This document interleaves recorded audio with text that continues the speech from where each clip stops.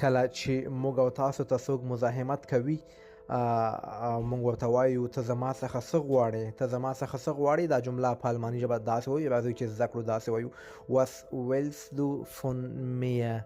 Was willst du von mir? ته زما څخه څه غواړې. was مطلب څه، willst مطلب غوښتلو ته وایي، غوښتل.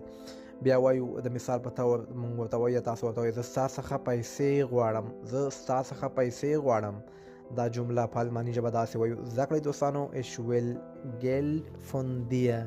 ich will Geld von dir. زه ستا څخه پیسې غواړم.